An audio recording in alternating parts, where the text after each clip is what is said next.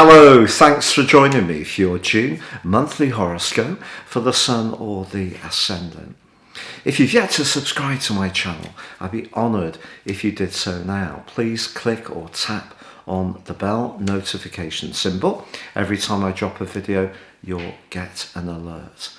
Also, if you'd like to ascend above your zodiac sign forecast and embrace more serious astrology, check out my very special offer. A character analysis and a 12-month forecast, 30% off, will give you searing insights into your future prospects and also help you to understand what makes you tick at a deeper level. This is based on your time, date and place of birth and is totally unique to you. No two charts are the same. Please see the link below for more. Hello Taurus, and welcome to your monthly horoscope for June. This month begins with the Sun, Mercury, Venus your ruler, and also the North Node all in the sign of Gemini, which is very much about communication, and it's also potentially about technology. But for you, in your specific perspective, this is an area that's very much to do with the foundations in your world. It's to do with money and it's to do with your self-worth. So in fact, very Tauran in a way, but through that prism of air. Now, as the month begins, Mercury, the planet of communication, is retracing its steps in a retrograde. And that does go on through to the 22nd. So if you do find yourself wanting to ensure that some money that's owed to you comes through, or if you're doing any kind of transaction, it is going to be vitally important to be meticulously clear and careful in all that you do. And the reason for this is that Mercury is actually squaring up with Neptune in the first week of this month. Now, Neptune is a glorious influence. It's very much to do with the potential to reach a higher frequency of understanding. So it can be to do with healing, spirituality, and very much to do with sacrifice. And it's in the part of your scope to do with your future. So since 2012, it's been arousing a deep desire to fulfill your dreams. And it's squaring with Mercury. So if you're discussing anything of a financial nature, it is going to be very important to be absolutely factual and to check things out in a very careful way. However, what's going to help you enormously is that there's a great link between the Sun and Saturn also in the first week. Now, Saturn's in the part of your horoscope to do with success and responsibilities, and therefore potentially to do with work. So if you are trying to make something come to pass in your situation which will firm up your foundations, make you feel more secure, build something up, this is a good counter energy to the more deceptive or potentially deceptive or confusing vibe of Neptune square Mercury. But also your ruler Venus moves on the 2nd of this month into the sign of Cancer. Now, Cancer energy for you is very much about everyday communications, and Venus being in this area can give your mode of expression a kind of extra charm, and it can draw good things to you. But it's forging a quite beautiful link with Jupiter, the planet of growth, but also of good fortune in the first week too. So a conversation you have in this first week could really lift your spirits enormously. And if you're looking to meet someone new romantically, this is one of the finest aspects one can possibly have. So that's really great stuff. Now, waiting for Venus in the sign of Cancer is Mars. Now, Mars in Cancer is not its best position. It's known as being in full.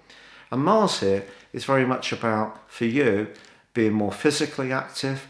It wouldn't be a surprise to me if over the previous 5 weeks you have felt a desire to push yourself in that way, to up your daily regime.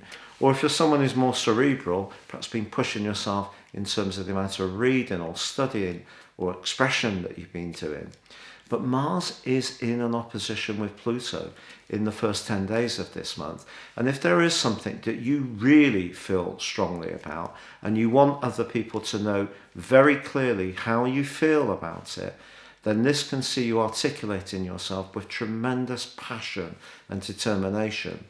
The trouble with Mars opposite Pluto is it will give you an added sexual dimension in terms of the dynamism that you're going to be emanating, but it can see us pushing back against people in a very strong-minded way. So if you do have anything that needs to be discussed of a more delicate nature, with Mercury and Neptune distorting reality, what I would say to you is make sure if you do start to speak out and decide that you're going to cut through the fluff and just really tell it as it is, it's vitally important that you're very clear about what you're basing your facts upon.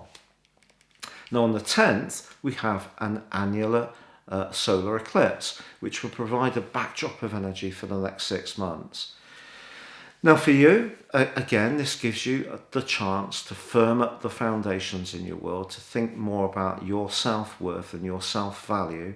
So if you set your intentions on those, that's a great thing to do. But it is going to be important to embrace that side of your nature that's very realistic. And the realism for you is important, not because you're not ordinarily very realistic, because you are. It is because Neptune squares up with this solar eclipse, just like it did with Mercury earlier in the month.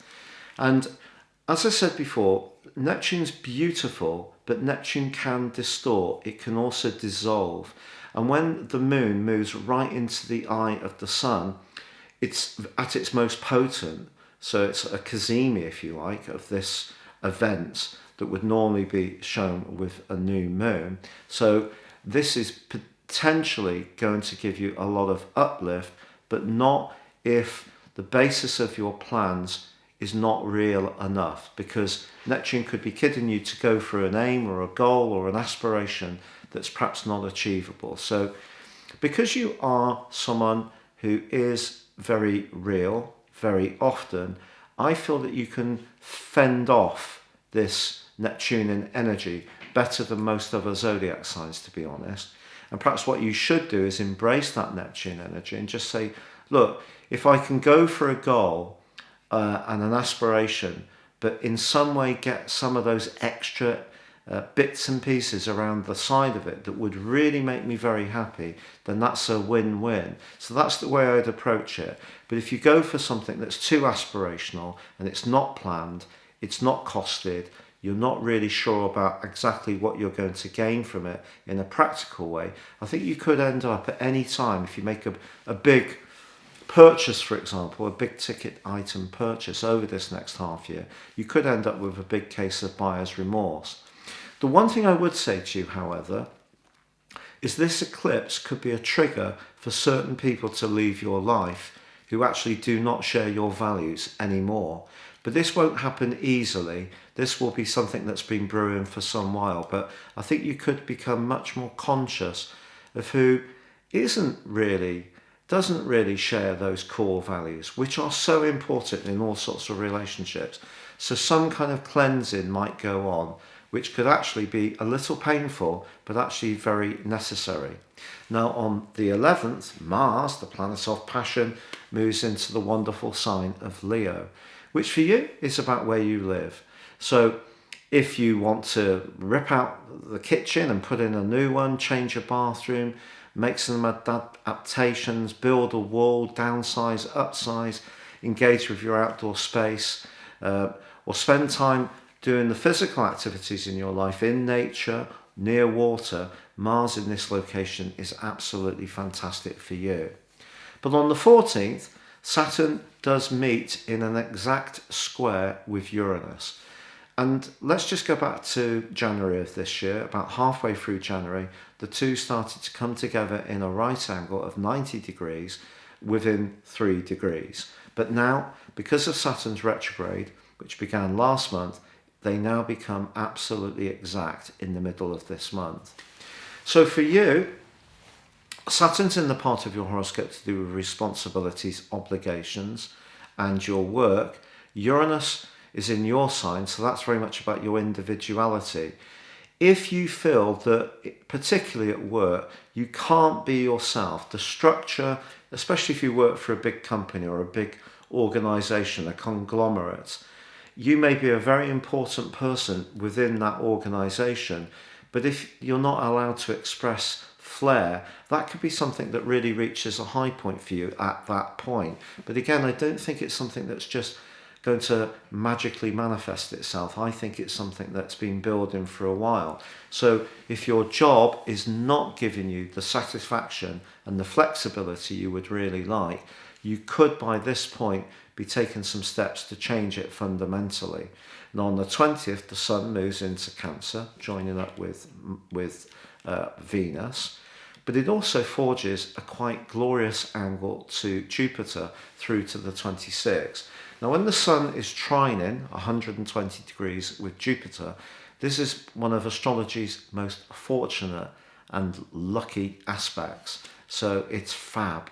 And this is all about really believing in what's possible. And because Jupiter has moved into your sector of friendship last month, and although Jupiter does go retrograde on the 20th, which I think is going to feed into that refinement that you're going to want around friendships. But if there are people or a group of people that you do really connect very well with, that time, that from the 20th to the 26th, could be really joyous. But with Jupiter going backwards, which will last till the 17th of October, I do feel there could be some clearing out of what's not really working for you in terms of your future hopes. Now on the 22nd, Mercury ends its retrograde, but it isn't out of shadow. That doesn't happen until the 26th. That means that Mercury will then get back to late 16 degrees, it's nearly 17, whence the retrograde first began, and then anything that has been bogged down around a financial issue can really unravel and you can start to move forwards more rapidly. In week 3 of this month, Venus, your ruler, does, however, forge an opposition with Pluto. Now, earlier in the month, of course, Mars was in opposition with Pluto, which definitely will have aroused your passion around your ideas. I think Venus being here suggests that there could be, particularly if you are looking for something romantic, there could be a connection with someone that's very compelling. Now, you could be drawn to someone even if you don't like them, because Pluto is very much about sexuality and Venus is about desire. So if we put the two together in an opposition, even if you have a conversation with someone, if that chemistry is there, it's going to be hard to ignore. But equally, someone may have a conversation with you and try to incentivize you about the brilliance of their idea, and in some way try to draw you into their needs. But a lot of charm can be in the mix, and you could feel compelled to respond to that charm. But just be aware that when it comes to when people want something, whether it is sex or money, there often is a lot of charm in the mix. But whether that charm would sustain itself thereafter is only something that you can evaluate. And obviously you need to be conscious of your own sort of attitudes as well.